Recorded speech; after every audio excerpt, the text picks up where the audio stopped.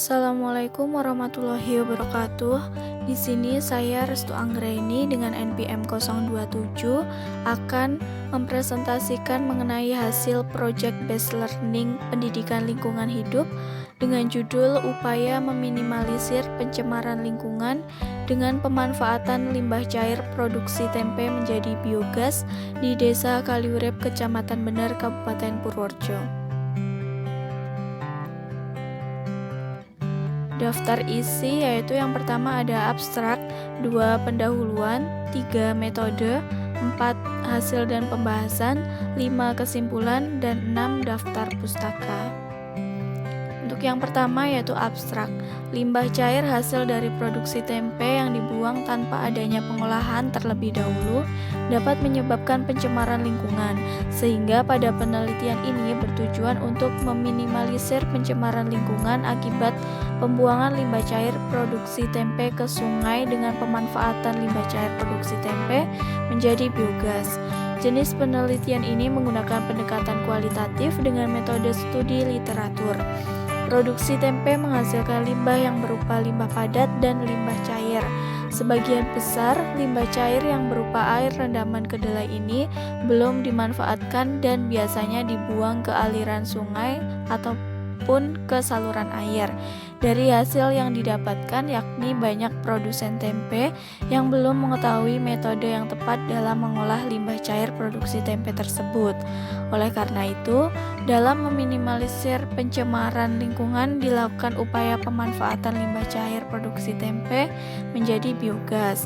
Pemanfaatan limbah cair produksi tempe ini selain sebagai bentuk upaya meminimalisir pencemaran lingkungan juga dapat menjadi sumber energi alternatif untuk proses pembuatan tempe.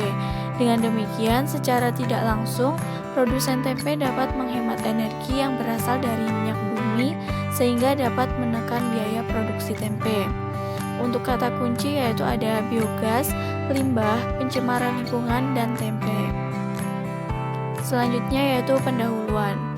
Tempe merupakan makanan tradisional yang sangat digemari oleh masyarakat Indonesia karena memiliki gizi yang besar dan juga harganya yang terjangkau, sehingga banyak ditemukan masyarakat pengrajin tempe, baik skala kecil maupun besar. Pembuatan tempe ini memerlukan waktu beberapa hari dari proses pengolahan kedelai hingga fermentasi menjadi tempe yang dapat dikonsumsi. Dari proses pembuatan tempe tersebut menghasilkan limbah baik limbah padat ataupun limbah cair. Limbah padat yang dihasilkan berupa limbah kulit kedelai yang dapat dimanfaatkan sebagai pakan ternak. Sedangkan limbah cair yang berupa air rendaman kedelai ini belum dimanfaatkan dan biasanya dibuang ke saluran air ataupun ke sungai. Pembuangan limbah cair ke sungai dapat menyebabkan pencemaran lingkungan karena akan menimbulkan bau yang tidak enak dan dapat mengganggu habitat lingkungan sungai tersebut. Limbah cair tersebut mengandung bahan organik yang menghasilkan gas metana yang jika diuraikan secara anaerob dapat dimanfaatkan sebagai energi alternatif yang berupa biogas. Biogas dari limbah cair produksi tempe ini berawal dari air rendaman kedelai setelah perebusan. Kedelai yang telah direbus direndam selama semalam untuk menghasilkan zat asam. Pembuatan biogas dari limbah cair produksi tempe dapat melalui proses anaerob ataupun fermentasi. Biogas ini memiliki peluang dalam pemanfaatan energi sebagai alternatif sumber energi terbarukan yang ramah lingkungan. Produsen tempe di Desa Kaliurep, Kecamatan Bener, Kabupaten Purworejo ini sebagian besar membuang langsung limbah cair ke kolam penampungan maupun ke sungai kecil atau yang sering disebut kalen. Limbah cair produksi tempe ini dibuang langsung tanpa adanya pengolahan karena belum mengetahui cara atau metode yang tepat untuk mengolahnya. Pembuangan limbah cair ini dapat menjadi permasalahan yang serius karena dapat menyebabkan pencemaran lingkungan dengan mengakibatkan bau yang menyekat dari gas hidrogen sulfida, amonia, dan fosfin akibat proses fermentasi limbah organik tersebut. Untuk mengatasi permasalahan tersebut perlu adanya pemanfaatan atau pengolahan limbah cair agar tidak mengganggu masyarakat dan lingkungan sekitar.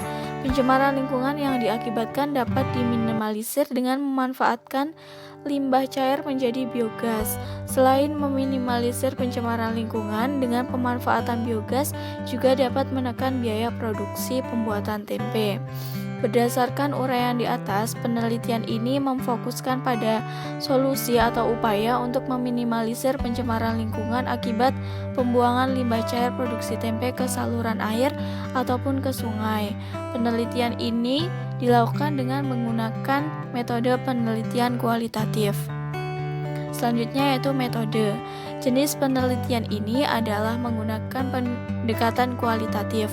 Metode yang digunakan dalam pendekatan kualitatif ini adalah studi literatur. Metode ini dilakukan dengan mengkaji pemanfaatan limbah cair produksi tempe dan berpotensi diolah menjadi biogas yang dapat diaplikasikan pada skala kecil di Desa Kalurep, Kecamatan Bener, Kabupaten Purworejo. Sumber data yang digunakan dalam mengkaji permasalahan ini yakni data sekunder yang diperoleh dari publikasi ilmiah seperti jurnal, buku, ataupun media internet. Data yang diperoleh kemudian dianalisis secara deskriptif. Selanjutnya hasil dan pembahasan. Di antara produsen tempe yang ada di Desa Kalurep, Kecamatan Bener, Kabupaten Purworejo tersebut, terdapat 3 hingga 5 produsen tempe dalam satu dusun. Mereka merupakan produsen tempe yang berskala kecil yang menghasilkan limbah cair kurang lebih 2-3 jerigen per hari.